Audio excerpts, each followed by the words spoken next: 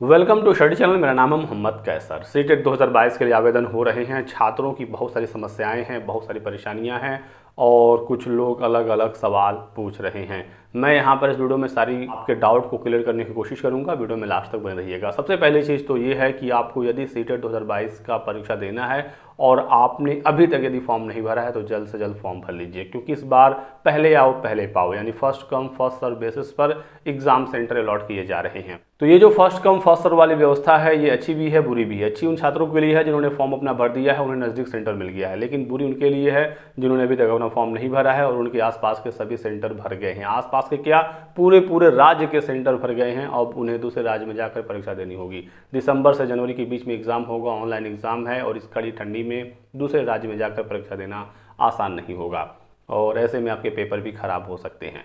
बिहार का सेंटर तो काफ़ी पहले ही फुल हो गया था। 7 सेंटर थे बिहार में जो पूरी तरीके से फुल हो चुके हैं। उत्तर प्रदेश के भी सभी केंद्र फुल हो गए हैं। सिर्फ एक जगह सेंटर बचा हुआ है और वो है गाजियाबाद। कल मैंने यहाँ पर देखिए स्क्रीनशॉट लिया था गाजियाबाद का। 24,000 के लगभग सीटें थी और आज अभी मैंने गाजियाबाद को फिर से चेक किया तो 12,000 ही सीटें बची हैं। 12,000 सीटें एक दिन में ख़त्म हो गई, 12,000 और बची हैं। कल तक ये भी समाप्त हो जाएंगी। तो जितना जल्दी हो सके फॉर्म भर लीजिए। सीट बढ़ने के चांसेस फिलहाल तो नहीं दिख रहे हैं, क्योंकि सीबीएसई ने सारा डेटा पहले ही ले लिया है कि किस राज्य में किस जिले में कितनी सीटें हैं। उसके हिसाब से छात्र अपना सेंटर चूज कर रहे हैं और तुरंत ही वो सेंटर अलॉट हो जा रहा है। सीबीएसई को इसमें सोचने की ज़रूरत है कि यदि सारे सेंटर भर गए तो हो सकता है कुछ छात्र फॉर्म ही न भर पाएँ, क्योंकि यदि हो सकता है किसी राज्य में कोई सीट न बचे तो कोई छात्र चाहकर भी परीक्षा नहीं दे पाएगा। जबकि पहले ये व्यवस्था थी कि पहले आप फॉर्म भर लीजिए, जितने आवेदन आते थे उसके हिसाब से सेंटर अलॉट होते थे, चाहे परीक्षा 1 महीना हो या 6 महीना हो। लेकिन यदि आपने पहले से डिसाइड कर लिया है कि हमारे पास इतनी सीटें हैं, इतने दिन हम एग्ज़ाम कराएंगे, तो कुछ छात्रों का एग्ज़ाम छूट सकता है या फिर काफ़ी दूर उनको जाना पड़ सकता है। हालांकि दिल्ली में अभी भी बहुत सारी सीटें हैं जिनको दिल्ली जाकर परीक्षा देनी है, वो सेंटर चूज कर सकते हैं। या फिर आप अपने नज़दीक में देख लीजिएगा कहाँ पर सबसे नज़दीक आपको सेंटर मिल रहा है। आप किसी भी राज्य में जाकर परीक्षा दे सकते हैं। तो पहली चीज़ तो हो गई एग्ज़ाम सेंटर को लेकर ये कुछ जानकारी। अब बात करते हैं कुछ ऐसी गलतियां जिसकी वजह से आपके फॉर्म रिजेक्ट हो सकते हैं। सबसे पहली चीज़ तो ये है कि यदि आपने अपना फॉर्म भरा, फाइनल फीस सबमिट नहीं किया तो आपका फॉर्म ऐसे ही रिजेक्ट हो जाएगा, क्योंकि फ़ी के बिना तो आपका फॉर्म फाइनली स्वीकार नहीं किया जाता है। फीस आपको सिर्फ और सिर्फ ऑनलाइन पेमेंट करनी है, इसके अलावा कोई दूसरा माध्यम नहीं है। इसके अलावा अगर आप सीटेट पेपर 2 देना चाहते हैं, सब्जेक्ट ऑफर में पूछता है मैथ एंड साइंस या सोशल साइंस, कोई भी एक चुनना आपके लिए कंपलसरी है। ग्रेजुएशन के आधार पर आप इसे चुनते हैं। यदि आप यहाँ पर इसको छोड़ देते हैं तो भी आपका फॉर्म रिजेक्ट ही माना जाएगा। इसी तरीके से आप एक से अधिक फॉर्म मत भरिएगा। एक से अधिक फॉर्म भरने की स्थिति में आपके दोनों फॉर्म रिजेक्ट हो जाएंगे और आपको आगे से सीटेट में रोका भी जा सकता है। आपको सीटेट से लाइफ टाइम बैन किया जा सकता है। तो यूपी टेट वाली व्यवस्था यहाँ पर नहीं है कि आप एक से अधिक आवेदन कर देते हैं तो आपका अंतिम आवेदन स्वीकार होगा, पहले वाले रिजेक्ट हो जाएंगे। साफ साफ नोटिफिकेशन में कहा गया है कि एक से अधिक फॉर्म भरने में आपका फॉर्म रिजेक्ट किया जा सकता है। तो इस चीज़ का आपको ध्यान रखना है। एक से अधिक फॉर्म भरने की कोई ज़रूरत भी नहीं होनी चाहिए। यदि आपके फॉर्म में कोई मिस्टेक हो गया है और आपने फ़ी का पेमेंट करके फाइनल सबमिट कर दिया है तो अब आप अपने फॉर्म में करेक्शन नहीं कर पाएंगे 24 नवंबर तक, जब तक कि ऑनलाइन प्रक्रिया चल रही है। उसके बाद भी आपको इंतज़ार करना पड़ेगा 28 नवंबर का। 28 नवंबर से लेकर 3 दिसंबर के बीच में ऑनलाइन करेक्शन का एक मौका आपको मिलेगा। एक बार आप करेक्शन कर सकते हैं तो जो भी फॉर्म में आपकी गलती हो गई हो आप उसमें सुधार कर लीजिएगा। ये तो ऐसे छात्रों के लिए है जिन्होंने अपना फाइनल सबमिट कर दिया है। लेकिन ऐसे छात्र जिन्होंने अभी तक अपना फ़ी पेमेंट नहीं किया है वो चाहे तो अपने फॉर्म में कुछ भी चेंज कर सकते हैं जब तक कि ऑनलाइन प्रक्रिया चल रही है 24 नवंबर तक। सिंपली आपको लॉगिन होना है और अपने डिटेल्स में जो आप बदलाव करना चाहते हैं आप कर दीजिए। कैप्चा कोड शो होगा, डालकर सेव कर दीजिए, आपका वो चेंज हो जाएगा।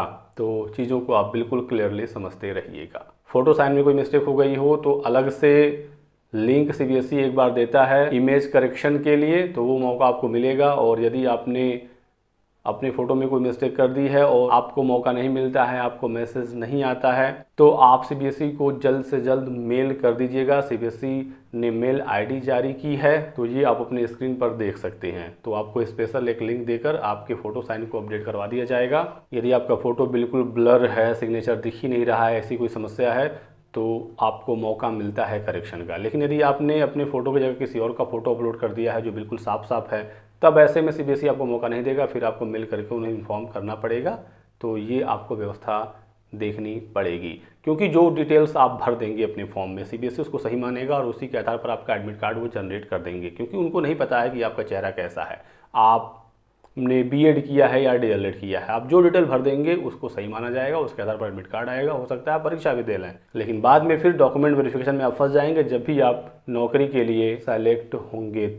तो फॉर्म में गलती ना करें, हो जाती है तो उसमें सुधार जरूर कर लें समय रहते ही। इसी के साथ साथ फॉर्म में ईमेल आईडी और मोबाइल नंबर में तो आपको बिल्कुल भी गलती नहीं करनी है। गलती तो आपको कहीं भी नहीं करनी है, लेकिन इन दो चीज़ों में तो आप गलती कर ही नहीं सकते, क्योंकि ईमेल आईडी पर ही एग्ज़ाम के बाद आपके क्वेश्चन पेपर भेजे जाते हैं। यदि आपको रिस्पॉन्स चाहिए तो पैसे देकर आप रिस्पॉन्स की मंगा सकते हैं। एडमिट कार्ड वगैरह की सूचना आपको ईमेल पर और मोबाइल नंबर पर मिलती रहती है।